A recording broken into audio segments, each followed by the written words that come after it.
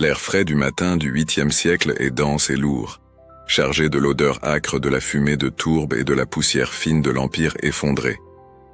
C'est une époque de transition, où la lumière de la civilisation semble sur le point d'être engloutie par les ombres du désordre, mais où paradoxalement la foi rayonne avec une intensité nouvelle et féroce. Les grandes structures politiques chancellent, les royaumes mérovingiens se dissolvent, cédant la place à l'ascension brutale et militariste des Carolingiens.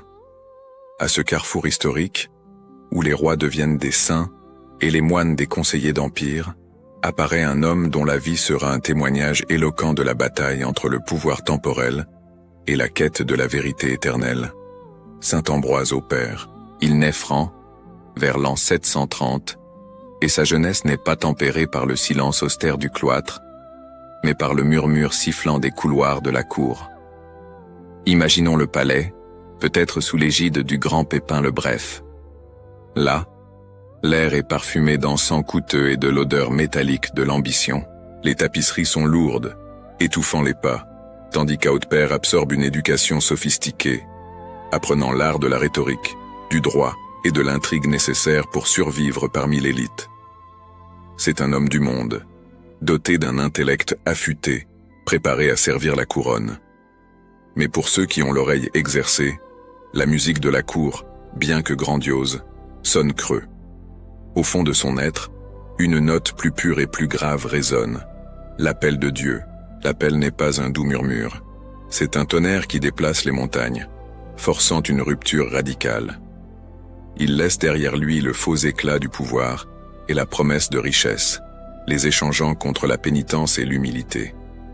C'est une descente volontaire et cathartique, du luxe de la Gaule à la rigueur spirituelle de l'Italie méridionale, dans le duché de Bénévent. Sa destination est San Vincenzo al Volturno, l'une des grandes abbayes bénédictines de l'époque, un phare de culture niché dans les montagnes, baigné par la froideur du fleuve Volturno. En franchissant ses portes de pierre massive, Hautepère ne fait pas que changer de vêtements. Il renaît. L'odeur de cire chaude des bougies et la moisissure des parchemins anciens remplacent l'arôme des festins et du vin. Il embrasse la règle de Saint Benoît non comme un ensemble de devoirs, mais comme une voie de feu purificateur. Le rythme de la vie est dicté par les cloches, 7 fois le jour et 1 fois la nuit, appelant les moines à la liturgie des heures. Le son du chant grégorien, répétitif et hypnotique, emplit les couloirs sombres, faisant écho à l'éternité au cœur du temps. À l'abbaye de San Vincenzo, l'ancien courtisan mérovingien se plonge dans les livres. Il devient un théologien prodigieux, dont l'érudition brille d'une lumière presque éblouissante. Mais sa vertu, ironiquement, sera sa plus grande épreuve. Le 8e siècle est un creuset d'identité. Bénévent est une terre divisée entre l'héritage lombard et la nouvelle force franque de Charlemagne. Et Hautepère, l'érudit franc, devient le catalyseur involontaire de cette tension. En 777, à la mort de l'abbé, la communauté se tourne vers Ambroise Hautepère, reconnaissant sa sainteté et sa profonde connaissance de la règle. Il est élu abbé, mais son origine étrangère et la ferveur avec laquelle il insiste sur la stricte observance monastique allument la poudre de la discorde. La communauté se fend en 2 factions violentes. Les moines lombards, qui voyaient en lui un intrus et un symbole de la domination franque, et les moines francs, ses compatriotes. Le cloître, qui devrait être un refuge de paix, devient un champ de bataille politique. Ce n'est pas la gloire qu'il recherche, mais la droiture. Son abbatiat ne dure que 2 ans, une période marquée par d'amères luttes intestines, des accusations et des trahisons chuchotées à la lueur des bougies. Il ne s'accroche pas au pouvoir temporel. Dans un acte d'humilité qui déconcerte ses ennemis, il renonce à sa charge d'abbé, préférant la paix de l'âme et la dignité de la vérité au maintien d'une autorité contestée. L'histoire de l'Église est pleine de saints qui ont accompli des miracles spectaculaires.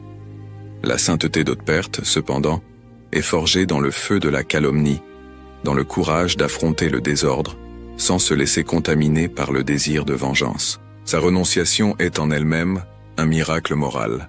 C'est dans cet exil intérieur que son esprit atteint son apogée.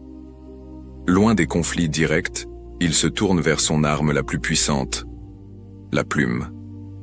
Ambroise Hautepère devient le maître de la vie intérieure, l'hagiographe des vertus, l'interprète des profondeurs divines. Le silence de sa retraite n'est rompu que par le grattement de la plume sur le parchemin. Son chef-d'œuvre émerge de cette période d'épreuve. L'Expositio in Apocalypsine, un commentaire en 10 livres sur le livre de l'Apocalypse. Ce n'est pas seulement une analyse textuelle, c'est une vision complète de l'histoire ecclésiastique et de la guerre spirituelle. Alors que le monde extérieur se déchirait en conflits territoriaux, Haute-Père dévoilait la lutte cosmique entre l'Église et le mal. Sa théologie est si robuste et visionnaire que, des siècles plus tard, les érudits attribueraient par erreur ses écrits à des géants comme saint Augustin, tant la qualité et la profondeur de sa pensée étaient grandes. Il nous lègue un manuel pour l'âme combattante, le traité de Conflictu Vitiorum et Virtutum, une carte claire et concise pour le soldat spirituel que nous sommes. Là, il décortique la bataille quotidienne contre la paresse, l'envie, l'orgueil, et érige le bouclier des vertus opposées. Ambroise Hautepère n'enseigne pas seulement la sainteté, il nous offre les outils pratiques pour l'atteindre, mais sa fidélité absolue à la pureté de la règle et à la vérité doctrinale ne lui accorde pas une paix durable. En 782, la discorde ressurgit. Faussement accusé par ses détracteurs, Hautepère est contraint d'entreprendre le long et périlleux voyage vers Rome pour se défendre devant le pape Adrien Ier. Le chemin est long, le soleil implacable, le cœur lourd, mais résolu. Ce n'est pas le voyage d'un accusé, mais le pèlerinage d'un confesseur. C'est pendant ce voyage, vers 784, que sa vie terrestre s'achève, dans la région de Bénévent. Il meurt sur le chemin de la justice dans l'exil forcé, un martyr de la vérité monastique. Sa mort dépourvue de pompe scelle son destin comme un homme dont la sainteté résidait dans l'intégrité inébranlable. Sa mémoire est une lumière qui nous guide. Saint Ambroise Hautepère est le saint qui ne plie pas, le moine qui transforme la défaite politique en victoire théologique. Il nous rappelle que la forme la plus élevée de sainteté est atteinte non par des exploits visibles aux yeux du monde, mais par la fidélité silencieuse, l'érudition dédiée et le courage de mener le bon combat de la foi, même lorsque cette bataille est livrée contre nos propres frères à l'intérieur des murs sacrés. Sa voix, réverbérant à travers les siècles, nous invite à affronter notre propre conflit intérieur avec la même fermeté et le même amour pour la parole. Le 8e siècle de l'ère chrétienne, un temps de profonde transition où la carte de l'Europe était encore tracée au fer et au feu, mais où l'Esprit Saint semait déjà les graines d'une nouvelle érudition. C'est dans ce scénario de pouvoir germanique et de foi naissante qu'Ambroise Hautepère fait sa première apparition.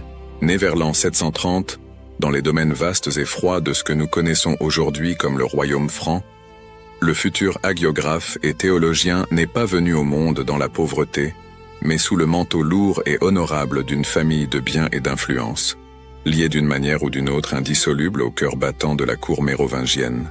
Imaginons les salles de pierre massive, éclairées par des feux qui crépitaient sans cesse contre la rigueur du nord, exhalant l'odeur dense de bois de chauffage et de fumée qui se mêlait à l'odeur de cuir poli des armures et des vieux parchemins.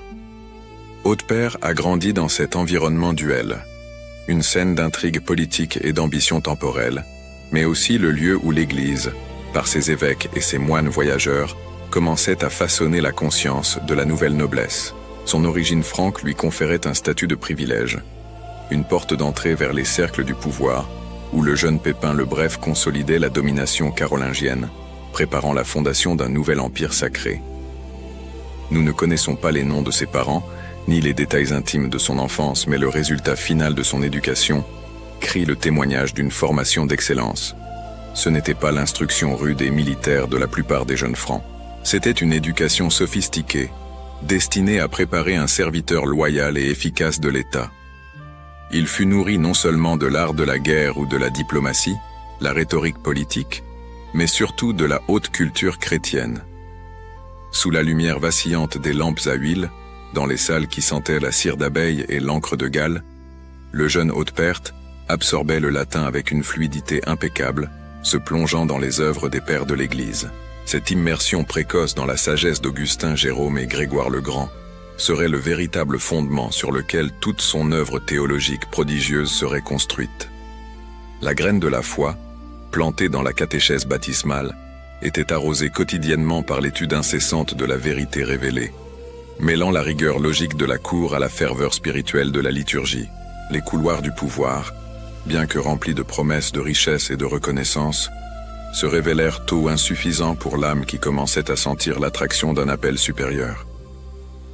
Haute-Père observait, perspicace et silencieux, la vanité inhérente au service séculier, l'éclat de l'or et la pompe des vêtements, le bruit assourdissant des sabots de chevaux lors des voyages royaux, le chuchotement constant des machinations humaines, tout cela, bien que glamour, ne possédait pas la densité de l'éternel. Son intellect affûté, habitué à déchiffrer la complexité des codes légaux et des stratégies politiques, commença à appliquer cette même acuité au mystère du salut. C'est le moment critique, les premiers signes que la grâce sanctifiante préparait le terrain. À un certain moment de sa jeunesse, entre la responsabilité à la cour et l'étude solitaire, Haute-Père sentit la piqûre indéfectible de la vocation. Ce ne fut pas un appel à une vie de simple dévotion pieuse, mais à un don de soi radical, qui exigeait le sacrifice du confort et du statut. Le monde franc, bien que catholique, était bruyant, militarisé et profondément lié au prestige social. La conversion d'Haute-Père ne fut donc pas un simple changement de carrière, mais une rupture dramatique avec les attentes de sa famille et de sa classe sociale. Il échangeait la promesse d'une vie de pouvoir dans le Nord contre l'incertitude et l'humilité dans le Sud, une terre de solitude et de contemplation monastique. Qu'est-ce qui l'a poussé? Qu'est-ce qui a fait que le courtisan prometteur tourne le dos à l'influence immédiate et cherche le silence? La réponse réside, probablement, dans la découverte de la beauté indicible de la vie monastique, telle qu'idéalisée dans la règle de saint Benoît. Le service à un roi temporel aussi glorieux fut-il, pâlissait devant la possibilité de devenir un soldat du Christ, combattant non avec l'épée de fer, mais avec la parole de Dieu. Cette graine de foi, autrefois simple, devoir de noblesse, germa en une soif insatiable de Dieu. Il commença à percevoir que la véritable érudition et le véritable pouvoir résidaient non dans la capacité de dicter des lois, mais dans l'art de l'obéissance, dans la discipline de la prière et dans l'étude profonde des Saintes Écritures. L'inquiétude intérieure le poussait loin de la pompe, à la recherche d'une authenticité qui ne pouvait être trouvée que dans les murs d'un cloître. L'air de la cour, lourd d'ambition et de flatterie, fut remplacé dans son cœur par le désir de l'air pur et austère de la montagne, où les moines cherchaient le visage de Dieu. La décision d'abandonner la cour, peut-être sous Pépin le Bref, et de se diriger vers le sud de l'Italie, pour entrer à l'abbaye de San Vincenzo al Volturno, fut le premier grand acte de foi et d'humilité de saint Ambroise Haute-Père. Il échangeait le destin manifeste d'un noble franc contre le destin incertain d'un pèlerin, déterminé à transformer la connaissance séculière qu'il avait acquise à Bénévent, dans le duché lombard, en un outil pour la gloire de Dieu et le service de l'Église. Ce voyage, physique et spirituel, du froid nord de la Franconie à la chaleur contemplative de la Campanie, n'était pas la fuite d'un raté, mais la migration courageuse d'un homme, dont la foi précoce lui enseigna que le plus grand trésor n'était pas dans les chambres des rois, mais dans la pauvreté volontaire et la sagesse du cloître. La prochaine étape serait le baptême définitif dans le feu de la vie monastique. Le 8e siècle de notre ère n'était pas un temps pour les âmes faibles, c'était le creuset de l'Europe, une période de fer et de feu, où les empires s'écroulaient et de nouvelles structures de pouvoir émergeaient du chaos avec la lenteur inexorable de la géologie. L'air lourd du matin dans les cités franques respirait l'odeur de bois mouillé, de suie de cheminée et l'odeur métallique de l'ambition. Une odeur que saint Ambroise Haute-Père, dès son plus jeune âge, connut intimement. Il était avant tout un fils de l'aristocratie franque, né vers 730, à une époque où la loyauté était un bien plus volatile que l'or, et où le pouvoir séculier semblait être la seule divinité palpable. Notre voyage commence non dans le silence contemplatif du cloître, mais dans les salles opulentes mais froides de la cour mérovingienne. Ambroise Haute-Père, âme perspicace et intelligence rapide, fut éduqué pour le service du royaume. Sa destinée initiale n'était pas la Bible, mais les livres de droit, la rhétorique complexe des négociations politiques et l'administration astucieuse de vastes domaines. Nous devons imaginer le jeune Haute-Père se déplaçant entre de riches tapisseries et le marbre glacé, absorbant l'art de la diplomatie et le jeu dangereux de l'influence. Ce n'était pas le temps des rois indolents. Sur la scène politique, se déroulait l'ascension de Pépin le Bref. Haute-Père servit la cour royale, peut-être directement sous l'égide de ce puissant maire du palais qui, avec la bénédiction de l'Église, était sur le point de déposer la dynastie mérovingienne moribonde et de fonder la lignée carolingienne. Le jeune Haute-Père fut témoin de l'histoire en train de se forger. Il voyait l'onction sacrée utilisée pour légitimer la force brute et la couronne transférée du sang épuisé à la main forte et efficace. Cette expérience séculière, dans les couloirs où le tintement lointain du fer à cheval se mêlait au murmure de trahison, lui forgea une éducation d'une excellence incomparable. Il n'apprit pas seulement à lire les textes classiques et l'écriture sainte, mais il apprit à lire l'âme humaine, avec ses faiblesses, ses vertus et sa soif éternelle de pouvoir. Le contexte géopolitique est la clé pour comprendre la crise qui allait définir sa vie. La carte de l'Italie au 8e siècle était une mosaïque fragmentée. Au nord, les Francs se consolidaient, appuyés par la papauté, visant l'hégémonie sur toute la chrétienté occidentale. Au sud persistait le puissant duché de Bénévent, le dernier bastion de résistance lombarde. L'identité franque d'Haute-Père, forgée à l'école du pouvoir du Nord, serait son plus grand atout et, ironiquement, son plus grand fardeau lorsqu'il déplacerait son centre de gravité vers le sud. À un moment crucial de sa jeunesse mûre, la ferveur de la cour, l'éclat des armes et la promesse de gloire terrestre se transformèrent en cendres dans sa bouche. Peut-être l'opulence des palais sonna-t-elle vide, peut-être l'inconstance de la politique l'amena-t-elle à chercher une fondation plus ferme que l'ambition humaine. La géographie n'enregistre pas l'éclair spectaculaire qui le foudroya, mais la certitude intérieure que la vraie bataille n'était pas livrée sur les champs de la Gaule, mais dans le sanctuaire silencieux de l'âme. L'appel divin fut une irruption de lumière dans l'obscurité de l'intrigue. Ambroise Haute-Père échangea l'épée contre le crucifix, le manteau de fonctionnaire royal contre la rudesse de l'habit bénédictin. Cette conversion ne fut pas une retraite facile vers la sécurité. Ce fut une traversée radicale, un pèlerinage du centre de l'autorité franque vers la périphérie culturelle et politique. Il quitta la familiarité du Nord et voyagea jusqu'au cœur de la Lombardie, dans le duché de Bénévent, où la loyauté envers le roi franc était vue avec une profonde suspicion. Sa destination, la monumentale et influente abbaye de San Vincenzo al Volturno. Nous devons nous arrêter sur la majesté et la complexité de San Vincenzo. Nichée dans les montagnes, cette abbaye n'était pas seulement un refuge spirituel. C'était un centre économique, un phare de culture et, crucialement, un champ de mine politique. En entrant par les portes de pierre de San Vincenzo, le jeune Haute-Père, qui n'était plus si jeune mais un homme expérimenté dans les chemins du monde, n'embrassait pas seulement la règle de Saint-Benoît, il s'insérait dans un creuset de tensions ethniques et politiques. L'environnement monastique, bien qu'il dût être une oasis de paix, reproduisait à micro-échelle les conflits externes.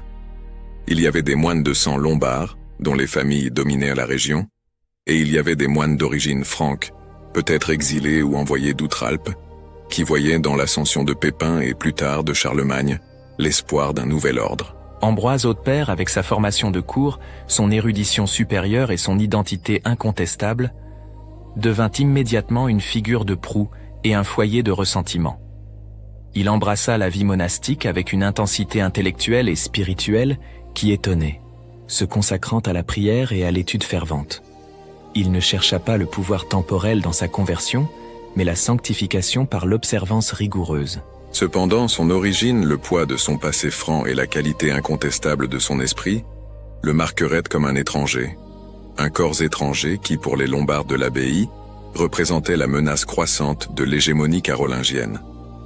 La beauté de l'Évangile ne pouvait effacer le fait que, dans l'abbaye de San Vincenzo al Volturno, même au 8e siècle, le sang parlait plus fort que la règle. La scène était prête pour la grande épreuve de saint Ambroise Haute-Père. Il avait fui les couloirs du pouvoir royal, mais le pouvoir et ses divisions le suivraient, l'atteignant même dans le silence du cloître, transformant la paix promise en un champ de bataille spirituel. Sa jeunesse passée au milieu de la splendeur et de l'intrigue du royaume franc serait la préparation exacte pour la lutte pour la vérité qui définirait le reste de sa vie, non contre les rois et les armées, mais contre les vices internes, et la discorde externe qui menaçait le cœur de l'Église. L'âme de saint Ambroise Hautepère, un nom qui résonne avec la force silencieuse de la vérité, se forgea dans le ventre agité du 8e siècle, une époque où la foi et l'épée traçaient les limites d'une nouvelle carte européenne. Pour comprendre le moine, le théologien et le saint, nous devons d'abord trouver l'homme à son point de départ, non dans la paix du cloître, mais à l'épicentre du pouvoir séculier. Hautepère était franc de naissance, et son sang le destinait non à la quiétude de la prière, mais au service de la haute cour mérovingienne, la scène où l'histoire de la Gaule se réécrivait sous l'égide des Carolingiens ascendants. Imaginons les grandes salles de bois lourd, où l'air dense de l'odeur de fumée de cheminée, de cuir et d'ambition non dite, était coupé par le tintement constant des coupes et le bruit feutré des négociations politiques. Le jeune Hautepère était un homme de cour, doué d'une intelligence aiguë et d'une éducation formelle que seuls les plus privilégiés pouvaient afficher. Il servait très probablement, sous l'autorité imposante de Pépin le Bref, le roi qui, avec vision et ferveur implacables, était en train de consolider la dynastie. Hautepère voyait de près l'architecture du pouvoir temporel, la danse méticuleuse de la loyauté, la froideur des calculs dynastiques et la gloire fugace de la victoire. Les couloirs qu'il parcourait étaient éclairés par des torches dont les flammes vacillantes projetaient des ombres longues et trompeuses, reflétant la nature de l'autorité même qu'il servait. Il connaissait la séduction de la vie mondaine. Il sentait à son pouls l'adrénaline des décisions qui déplaçaient des armées et scellaient des destins. Cependant, au milieu de cet éclat doré et de cette pompe éphémère, commença à surgir une insatisfaction profonde. Un appel qui venait non du trône, mais du silence de l'âme. C'était l'appel divin, une voix qui s'imposait non par le cri, mais par la pureté de sa résonance contrastant avec le brouhaha incessant de la cour. La conversion d'Hautepère ne fut pas un simple caprice, ni une fuite motivée par l'échec, mais une renonciation consciente, un acte radical d'amour et de fidélité à une vérité supérieure. Il réalisa, avec la clarté tranchante qui le caractérisait, que l'érudition qu'il avait acquise et l'astuce politique qu'il maîtrisait étaient des dons qui devaient être canalisés vers le service de Dieu et non vers le maintien de couronnes terrestres. La gloire humaine, comprit-il, était passagère comme la brume matinale qui se dissipe au premier rayon de soleil. Ce tournant exigea une renonciation dramatique. Quitter le confort de la cour franque, la certitude d'une carrière prometteuse et la chaleur du foyer, pour un chemin d'incertitude, de pauvreté et d'obéissance. Ce fut un échange. La soie contre le burel rugueux, le vin contre le fleuve. Le son des décrets royaux contre le chant grave de l'office divin. Il fit ses premières renonciations, se dépouillant des vêtements de son identité séculière pour embrasser le pèlerinage. La destinée d'Hautepère était tracée vers le sud, vers les terres du duché de Bénévent, au cœur de l'Italie méridionale, qui à l'époque fourmillait encore de conflits lombards et francs. Le voyage en lui-même fut une purification. Quitter le climat froid et humide du nord, traverser des montagnes et des plaines sous le soleil implacable, signifiait embrasser le sacrifice physique comme un prélude au combat spirituel. La poussière des routes couvrait ses sandales et la fatigue était sa pénitence. Mais à chaque pas, la certitude de sa vocation s'approfondissait. Son refuge, son nouveau champ de bataille spirituel, serait l'abbaye de San Vincenzo al Volturno, un des plus importants phares de culture et de spiritualité bénédictine de ce temps. En arrivant dans la vallée, le son des cloches monastiques a dû être un baume pour son âme fatiguée, une invitation résonnante à la paix qu'il cherchait. L'abbaye, avec ses pierres robustes et ses riches bibliothèques, se dressait comme un bastion contre les turbulences du monde. En franchissant le seuil de San Vincenzo, Hautepère ne devint pas seulement un moine, il s'immergea totalement dans l'essence de la vie bénédictine. Il embrassa la règle de Saint Benoît, non avec la froideur du devoir, mais avec une ferveur inhabituelle. Ses mains, autrefois habituées à tenir des parchemins d'État, manipulèrent maintenant la charrue et le livre sacré. Le silence contemplatif n'était pas un vide pour lui, mais un espace rempli de la présence divine, où l'esprit, libéré des frivolités du monde, pouvait se consacrer à la lectio divina, la lecture orante des Écritures. Sa vaste érudition, qui lui avait auparavant servi à naviguer dans les intrigues de la cour, trouva maintenant son but le plus élevé au service de la vérité théologique. Haute-Père se distingua rapidement. Il n'y avait pas de place pour la médiocrité dans son nouveau style de vie. Il se plongea dans les études, non par ambition intellectuelle mais par la nécessité de connaître Dieu plus profondément et d'appliquer la sagesse des pères de l'Église à sa propre transformation intérieure. L'odeur de cire et d'encens, le toucher froid du marbre et l'arôme incomparable du parchemin ancien devinrent les nouveaux symboles de son existence. Il était Ambroise Haute-Père, le moine, totalement livré à l'obéissance et à la recherche de la sainteté, démontrant que le plus grand pouvoir qu'un homme puisse exercer est la renonciation totale de sa propre volonté en faveur de la volonté divine. Cette première et fondamentale renonciation le prépara aux luttes encore plus douloureuses qui l'attendaient à l'avenir. L'homme qui avait quitté les couloirs de Pépin le Bref était prêt à affronter les tribulations de l'Église avec la seule arme qui lui restait, la vérité des Écritures. L'appel à la sainteté résonne rarement dans les salles de marbre et sur les tapisseries de la cour. L'histoire de saint Ambroise au Père commence cependant, précisément là, dans les couloirs polis, où le pouvoir séculier dictait la danse de l'Europe du 8e siècle. C'était un homme forgé en Francie, éduqué pour la haute diplomatie, respirant peut-être le même air de cour que Pépin le Bref. Imaginons l'opulence et l'odeur forte d'encens et d'huile parfumée qui planait sur la noblesse, contrastant avec l'austère crudité de la vie qui l'attendait.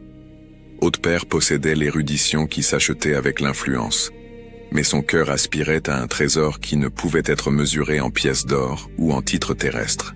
Le moment exact où la grâce a fait irruption et a dévié ce talent mondain vers le cloître reste un mystère de la providence, mais l'effet fut sismique. Laissant derrière lui la pompe et le murmure calculateur de la politique, il échangea la lumière dorée des palais contre la pénombre contemplative du sud de l'Italie. Son voyage le conduisit au duché de Bénévent, une terre de montagnes escarpées et de silences antiques, au cœur battant de l'abbaye de San Vincenzo al Volturno. Arrivé à San Vincenzo, c'était comme entrer dans un refuge de l'âme, une oasis construite en pierre froide et en foi inébranlable. Là, l'odeur de mortier ancien se mêlait à l'arôme pénétrant de cire d'abeilles brûlées et à la douce moisissure des manuscrits conservés. Haute-Père, le franc érudit, s'agenouilla et embrassa la règle de saint Benoît, non comme un fardeau, mais comme une carte vers le divin. Sa conversion ne fut pas tiède, ce fut un incendie qui le consuma. Il se plongea dans la prière, dans l'obéissance et par-dessus tout dans l'étude. Le silence du cloître, ponctué seulement par le chant grégorien qui montait le long des murs de pierre à l'aube et au crépuscule, devint le son de son âme se réalignant. Son esprit prodigieux, entraîné aux rigueurs de la cour, trouva un nouveau champ de bataille.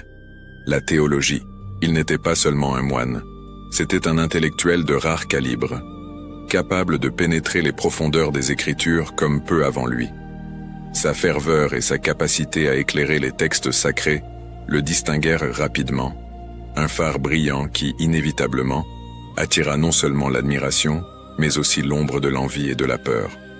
L'année 777 marqua le début de sa mission formelle, et paradoxalement, le début de sa plus douloureuse épreuve.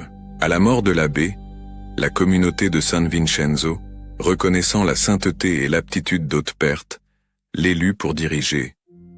Le manteau d'abbé, qui devait être un symbole d'union spirituelle, devint, entre ses mains, un drapeau de discorde. Le problème n'était pas sa piété, c'était son ascendance. L'abbaye de San Vincenzo, bien que sous la règle bénédictine, était un microcosme des tensions géopolitiques qui agitaient la péninsule italique. L'élection d'un franc, même un homme de Dieu, fut perçue par de nombreux moines lombards comme une imposition culturelle et politique. Le ressentiment, qui n'était auparavant qu'un murmure discret aux tables du réfectoire, se transforma en une clameur audible, fendant la communauté en deux.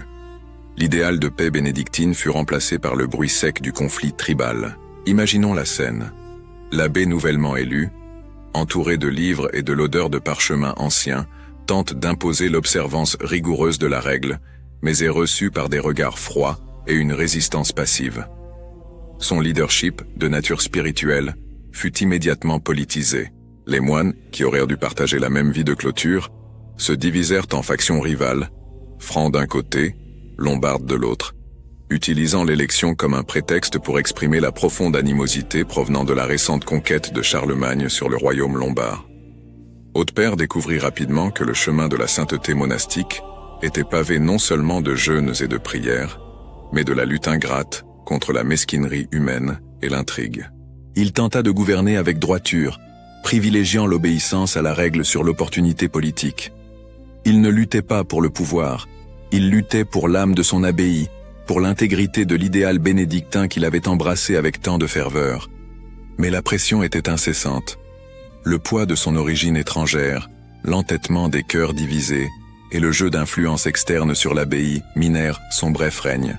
Pendant 2 années courtes et tumultueuses, il maintint la crosse abbatiale, sentant la division corroder l'unité qu'il chérissait tant. Le choix qui se présenta à lui fut poignant.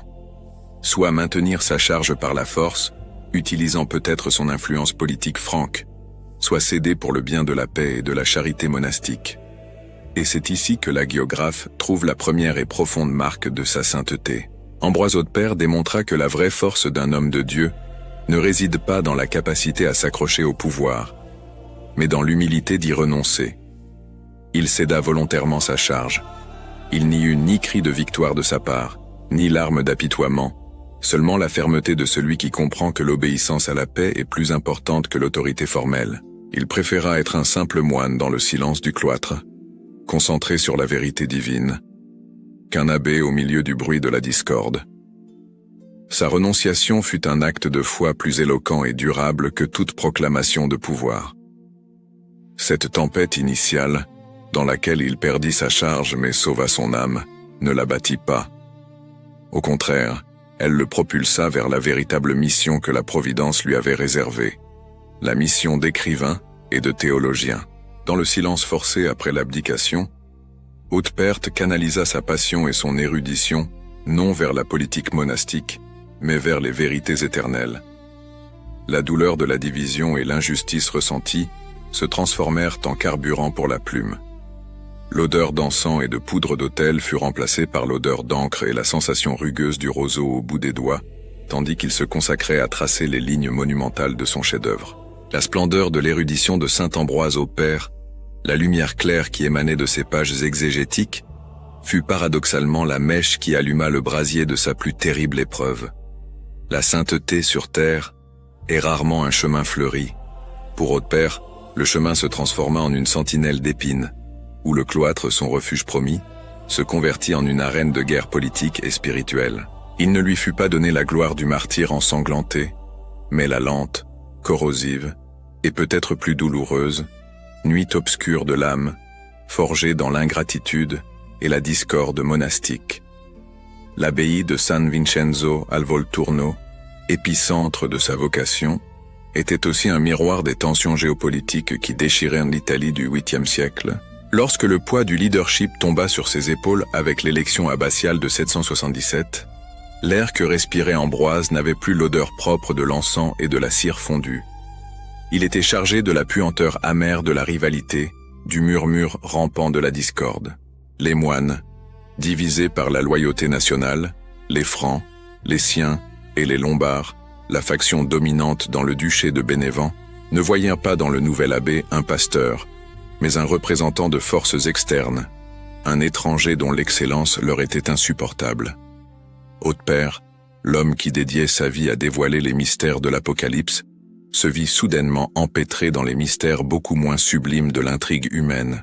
Les couloirs de pierre où jadis n'échoient que les pas silencieux de la méditation et les sons rythmiques des cantiques grégoriens se remplissaient maintenant du bruit sec, des portes claquées et des voix élevées en accusation.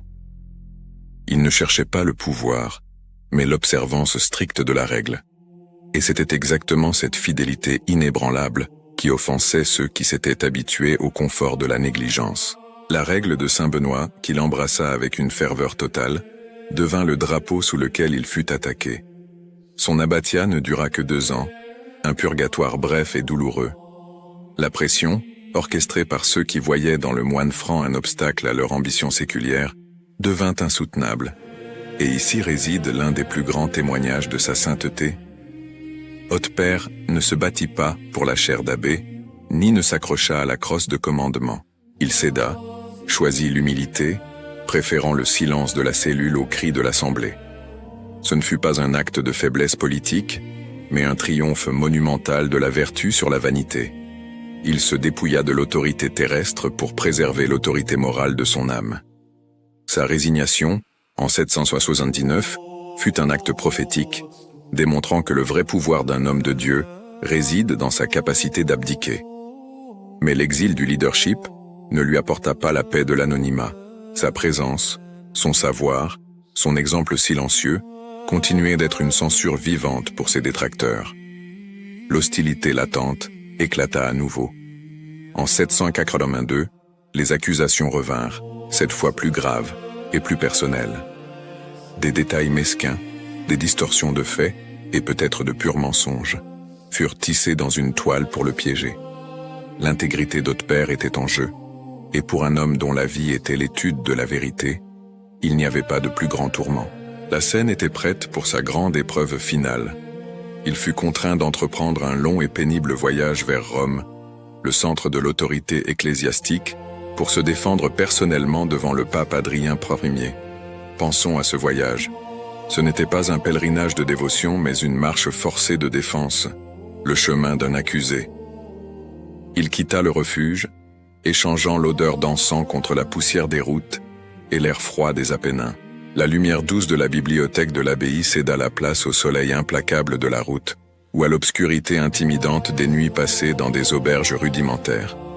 Les moines qui l'accompagnaient, peut-être un groupe petit et méfiant, représentaient le dernier lien avec un foyer qu'il avait répudié. À chaque pas, Ambroise portait non seulement le poids physique du voyage, mais le fardeau spirituel de la calomnie. Lui qui avait écrit sur le conflit des vices et des vertus, vivait maintenant la bataille dans son sens le plus littéral, sentant dans sa chair l'aiguillon de l'injustice. Son âme, habituée à la contemplation de la gloire céleste, plongeait maintenant dans l'aridité. Telle est l'essence de la nuit obscure. La sensation d'abandon, l'écrasement de l'esprit par ceux qui auraient dû être des frères, le questionnement de sa propre mission, tandis que l'on marche à la recherche d'une justice qui semble inatteignable. Ce fut pendant ce voyage vers 784 que le chemin terrestre de Saint-Ambroise Hautepère se termina, non à Rome devant le trône papal, mais dans la région de Bénévent. Sa mort survint loin des murs sacrés qu'il avait tant aimés, dans des circonstances que l'hagiographie suggère avoir été marquées par la difficulté, un dernier acte de souffrance physique et spirituelle. Il mourut en transit, dans l'exil, au milieu de sa lutte pour la vérité. Cette fin dramatique, dépouillée de toute gloire terrestre, scelle sa réputation de confesseur de la foi. Sa sainteté ne repose pas sur des prodiges ou des spectacles, mais sur la résilience inébranlable de son âme face à la persécution. La mort d'Hautepère sur le chemin de la justice est la dernière et la plus éloquente page de son commentaire sur l'Apocalypse. Il n'a pas seulement écrit sur la lutte de l'Église contre le mal, mais a vécu cette lutte jusqu'à son dernier souffle, transformant sa souffrance personnelle en une offrande silencieuse et parfaite. Son héritage n'est pas celui de l'abbé qui a gouverné, mais celui du moine qui a su mourir pour l'intégrité monastique. Un phare de droiture forgé dans la fournaise de l'épreuve.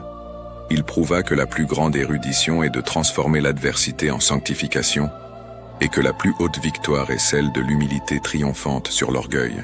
La période qui suivit son bref mais tumultueux leadership à l'abbaye de San Vincenzo al Volturno ne fut pas un temps de défaite pour Ambroise Hautepère, mais plutôt une purification providentielle. Le feu de la discorde monastique et l'amertume de l'injustice politique ne servirent qu'à raffiner son âme, lui ôtant le souci du pouvoir temporel et approfondissant son dévouement à l'unique pouvoir qui compte vraiment, la parole de Dieu. Ce fut dans l'exil intérieur, dans le silence contemplatif imposé par les circonstances, que le moine se transforma définitivement en l'agiographe et en le théologien que nous vénérons aujourd'hui. La maturité d'Hautepère ne se manifesta pas dans la gestion de l'abbaye, mais dans la gestion de sa propre âme. Imaginons-le dans le scriptorium, un espace de pierre froide où la seule chaleur était celle de la lampe à huile brûlant lentement, l'odeur d'encens mêlée à l'odeur terreuse du parchemin neuf et de l'encre de noix de Galles. Ici, loin de la clameur des hommes, il trouva sa véritable vocation. Le son ambiant était le grattement rythmique de la plume sur le vélin, le murmure d'un chant grégorien lointain, et, par-dessus tout, la voix intériorisée de la révélation. C'est dans cette lumière faible mais persistante qu'Hautpère forgea sa contribution immortelle à la foi. Son chef-d'œuvre, l'Expositio in Apocalypsine, le commentaire sur l'Apocalypse, émerge comme un phare d'érudition dans un siècle où la lumière de l'apprentissage classique risquait de s'éteindre. Ce n'était pas seulement un exercice académique, c'était un acte de courage spirituel. Pendant des siècles, le dernier livre de la Bible avait été traité avec prudence, enveloppé de mystères presque impénétrables. Hautpère, avec la précision d'un chirurgien et la foi inébranlable d'un prophète, en souleva le voile. En 10 livres monumentaux, il ne se limita pas à déchiffrer la symbolique des 7 églises ou des 4 cavaliers. Il transforma la prophétie en un miroir moral pour l'homme du 8e siècle et pour le croyant de tous les temps.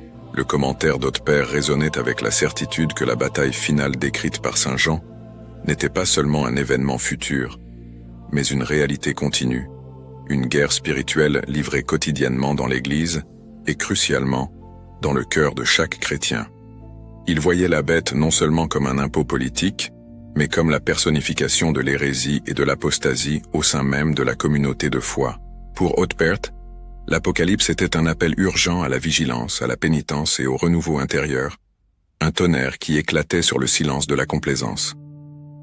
L'encre qu'il utilisait semblait, parfois, porter la couleur du feu céleste, tant l'intensité avec laquelle il décrivait la confrontation entre le Christ et l'Antéchrist était grande. Son écriture avait le poids d'un coup de marteau de forgeron, forgeant la doctrine avec une clarté inexpugnable. Mais sa sagesse allait au-delà de la grande exégèse. Saint Ambroise Hautpère comprenait que la macro-bataille de l'histoire se reflétait dans le micro-conflit de l'âme. Cette compréhension donna naissance à son puissant manuel de guerre intérieure, le De Conflictu Vitiorum et Virtutum, ou sur le conflit des vices et des vertus. Ce traité n'était pas de la théorie, mais le résultat distillé de sa propre expérience de lutte. Il avait senti dans sa chair la force corrosive de l'envie et de l'ambition pendant le schisme de San Vincenzo, et offrait maintenant à ses frères une carte détaillée pour naviguer dans le champ de mine de la nature humaine déchue. Dans ce manuel, il n'offre pas de consolation facile, mais une armure. Il décrit la lutte comme un combat au corps à corps, où l'espérance s'habille comme un bouclier et la patience comme une lance. Le lecteur sent l'odeur métallique de l'effort, la tension du muscle spirituel en résistant à la tentation. Hautpère esquissait les tactiques du démon avec une lucidité terrifiante, mais pointait toujours vers la victoire garantie par la grâce de Dieu. Son message était clair. La sainteté n'est pas l'absence de lutte, mais la constance dans la lutte. L'humilité qu'il démontra en s'éloignant de l'abbaye au milieu de la discorde se refléta dans la clarté avec laquelle il décrivit la vertu comme le chemin de la véritable autorité spirituelle. L'érudition d'Hautpère ne se limitait pas aux thèmes eschatologiques ou moraux. Il s'approfondit dans la vénération mariale, contribuant par des arguments vigoureux à la défense de la virginité perpétuelle de Marie, Mère de Dieu, et de son inégalable perfection spirituelle. Il percevait la Sainte Vierge non seulement comme la porte par laquelle le Christ est entré dans le monde, mais comme le modèle suprême de l'Église, pure et immaculée. La magnitude de son intellect et la profondeur de sa piété étaient telles que, pendant des siècles, plusieurs de ses œuvres furent attribuées par erreur à des titans de l'Église comme saint Augustin ou saint Isidore de Séville. C'est, peut-être, le témoignage le plus éloquent de son génie et de sa vraie humilité. Il ne cherchait pas la gloire du nom, mais la gloire de la vérité. Le fait que ses écrits aient pu se mêler, sans démériter, au canon des plus grands docteurs de l'Église, démontre que sa voix était la voix de l'orthodoxie la plus pure, un écho de la tradition la plus profonde. La plus haute forme de sainteté réside dans la fidélité à la vérité et le courage intellectuel. Son héritage brille de la lumière austère, mais éternelle, de la parole. Il y a des âmes dont la sainteté n'est pas proclamée par le fracas des montagnes divisées, ou la guérison soudaine de plaies visibles, mais par la fermeté inébranlable de l'intellect et la pureté d'une volonté rendue. Dans le cas de saint Ambroise Hautpère, la vie elle-même fut un miracle de discipline, et ces moments décisifs constituèrent des prodiges d'une magnitude rarement égalée dans les annales monastiques. Le public cherche le spectaculaire, mais l'Église vénère la vérité de l'esprit, et c'est dans cette chambre secrète que nous trouvons le feu inextinguible d'Hautpère. Le premier prodige qui rompt avec la toile du monde séculier est sa conversion. Pensons à l'environnement de la cour franque, l'odeur de vin fort et d'épices chères, le bruit métallique des armes, la lumière rude réfléchie sur l'or de l'ambition. Hautpère, un homme d'intelligence aiguisée, naviguait dans ces couloirs de pouvoir, connaissant la séduction des honneurs terrestres. Soudain, la grâce fait irruption. C'est un appel qui n'est pas un murmure, mais une résonance profonde, comme la cloche de Vulturno battant au cœur de la nuit. Le moment décisif n'est pas le voyage vers le sud de l'Italie, mais la décision interne de se dévêtir de la soie et du statut, revêtant le burel rugueux du moine, embrassant le froid humide des murs de pierre et l'odeur forte d'encens et de cire brûlée qui planait éternellement sur San Vincenzo al Volturno. C'est l'abandon d'un destin garanti pour le plongeon dans l'incertitude de la foi. C'est le premier miracle d'Hautpert, la renonciation totale. Le deuxième moment décisif, et le plus dramatiquement humain, eut lieu en 777, avec son élection comme abbé. Ce ne fut pas un moment de gloire, mais un creuset. L'air à l'intérieur de l'abbaye, généralement imprégné du rythme doux de l'office, devint épais et oppressant, chargé de l'animosité politique de l'époque. Le duché de Bénévent bouillonnait de la tension entre les moines lombards, natifs de la terre, et la faction franque, à laquelle Hautpert appartenait par naissance. Son élection, juste et basée sur son mérite et son érudition, fut immédiatement contestée par une clameur discordante et pleine d'envie. Le son était celui de voix élevées en fureur, résonnant dans les galeries de pierre, où ne devait y avoir que le silence de la contemplation. Hautpert ne cherchait pas le pouvoir, il cherchait l'ordre et l'observance. La bataille qui s'ensuivit ne fut pas livrée avec des épées, mais avec des accusations venimeuses et des intrigues politiques. Le prodige d'Hautpert ici réside dans son humilité absolue face à la discorde. Après seulement 2 ans de leadership, voyant que sa présence était un catalyseur pour la division de la communauté qu'il aimait, il prit une décision que la chair détesterait, mais l'esprit célèbre, cédait la charge. L'acte de renoncer au pouvoir légitimement conquis, en faveur de la paix et de l'unité monastique, est un témoignage de sainteté plus éloquent que la multiplication des pains. Le bruit de la communauté en furie fut réduit au silence par le silence courageux de sa renonciation. Il enseigna sans parole que la vraie autorité réside dans la disposition à servir, non à dominer. Ce moment est son premier martyre en vie, la crucifixion de l'ego dans l'espoir de préserver le corps du Christ. Mais le miracle de saint Ambroise Hautpert, qui résonna le plus fort et le plus longtemps, fut le miracle de l'esprit, l'œuvre d'érudition divine.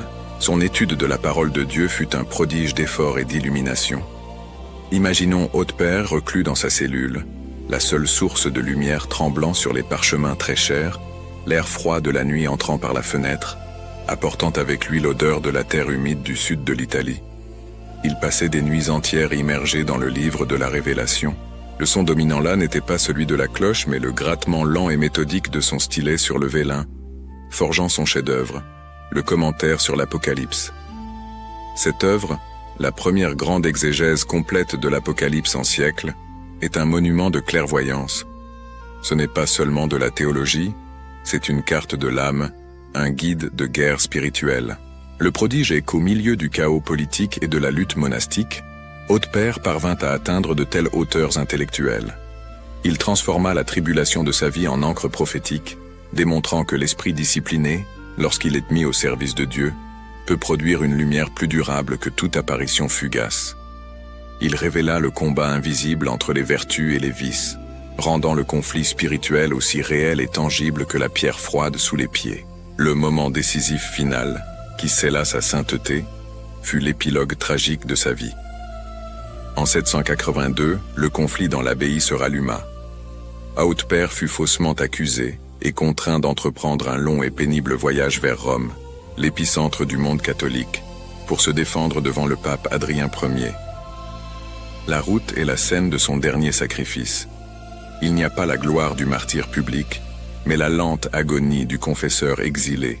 Nous sentons la chaleur du soleil frappant le sol poussiéreux, l'odeur de sueur et de fatigue, le poids de l'injustice dans l'âme.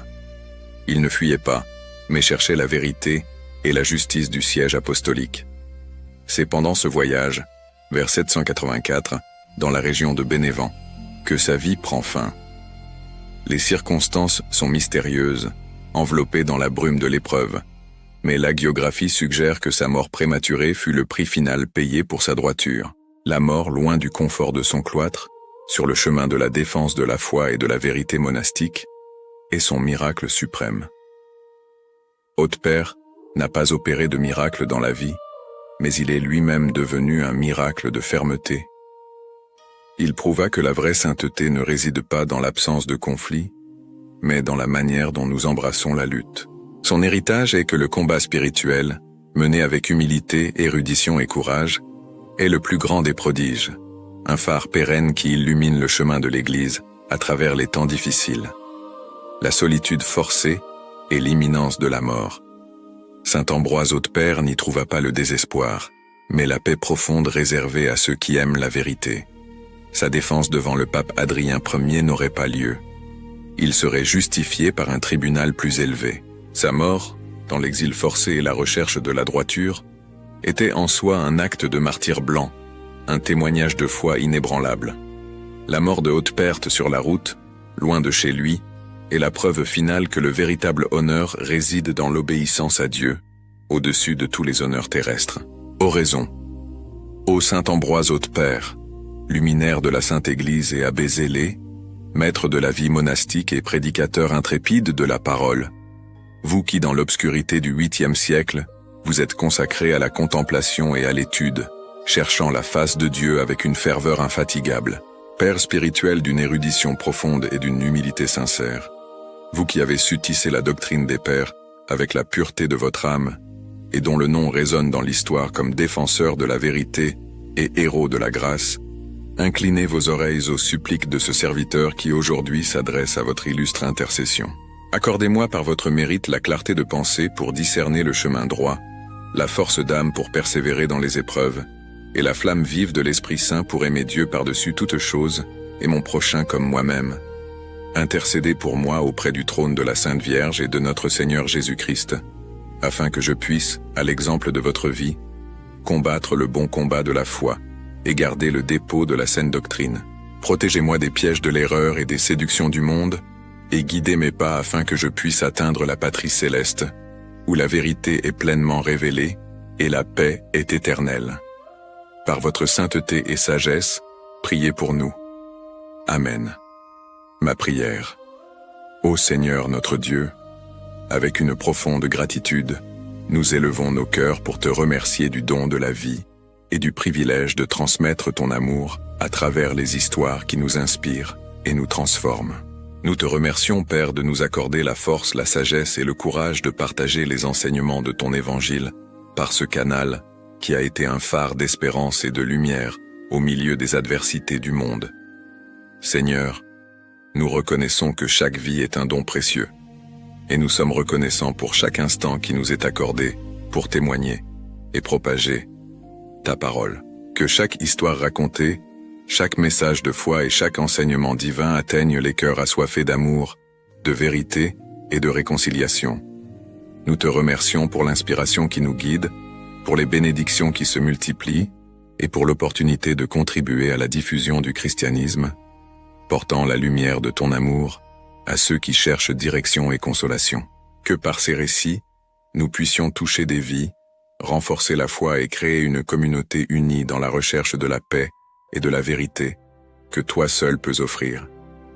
Que ta grâce continue de nous illuminer et que nous puissions être les instruments de ta miséricorde et de ta compassion, reflétant la beauté de ton amour dans chaque parole et chaque geste.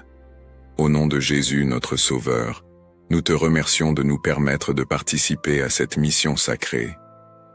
Amen. En contemplant la vie de Saint Ambroise Haute-Père, on ne trouve ni l'éclat de miracles spectaculaires, ni des gestes d'héroïsme physique sur des champs de bataille. Ce qui émerge est quelque chose d'encore plus rare, la sainteté silencieuse, construite dans la pensée profonde, la fidélité inébranlable et le courage de rester ferme lorsque le monde autour s'incline à l'erreur. Il fut un homme façonné à la fois par les salons royaux et par le silence du cloître, et c'est justement dans cette combinaison improbable que sa grandeur spirituelle a fleuri.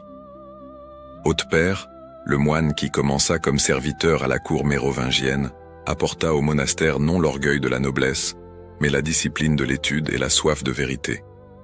Il se livra à la règle de Saint Benoît, avec la même sérieux que quelqu'un qui se livre à une mission militaire. Ses jours étaient divisés entre la prière, le travail et une dédicace intellectuelle qui ferait de lui un des plus grands théologiens de son siècle. Et quand on lui confia le leadership de l'abbaye, il l'accepta non comme un titre, mais comme une croix. La lutte interne entre moines francs et lombards, qui marqua sa brève période comme abbé, ne l'endurcit pas. Au contraire, elle révéla son intégrité. Saint Ambroise Hautepère ne cherchait pas le pouvoir, il cherchait la fidélité. Il défendait la vérité, même quand cela le mettait contre la communauté même qu'il devait diriger. Son témoignage ne fut pas celui du miracle visible, mais celui de la cohérence spirituelle, de la fermeté qui demeure quand presque tout autour s'écroule. Mais ce fut par la plume et non par l'épée qu'il laissa sa marque la plus profonde. Son commentaire monumental sur l'Apocalypse, le premier grand travail de ce genre depuis des siècles, n'est pas seulement une analyse théologique, mais une carte spirituelle. Hautepère voyait dans l'Apocalypse non un livre de terreur, mais un appel à la vigilance, à la conversion et au courage face au mal qui menace l'Église à toutes les époques. De même, son œuvre sur les vertus et les vices devint un guide précieux pour ceux qui reconnaissent que la vraie guerre se livre au sein de l'âme.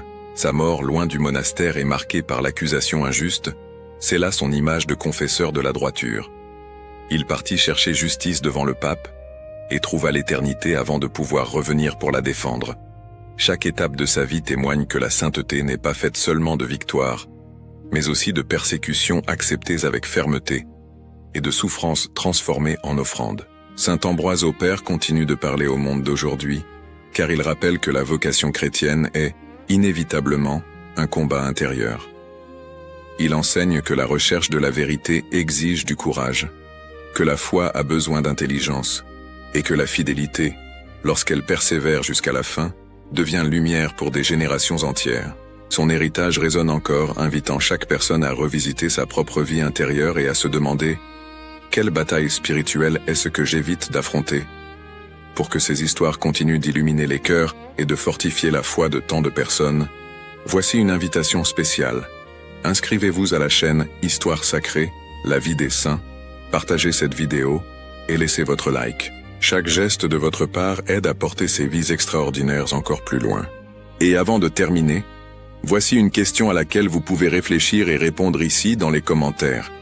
Quelle partie de la vie de Saint Ambroise Hautepère a le plus touché votre cœur? Son courage doctrinal, son humilité dans le conflit, sa sagesse théologique ou sa persévérance jusqu'à la mort? Maintenant, continuez ce pèlerinage à travers la vie des saints. Cliquez sur l'une des vidéos qui apparaît ici en haut, choisie spécialement pour vous.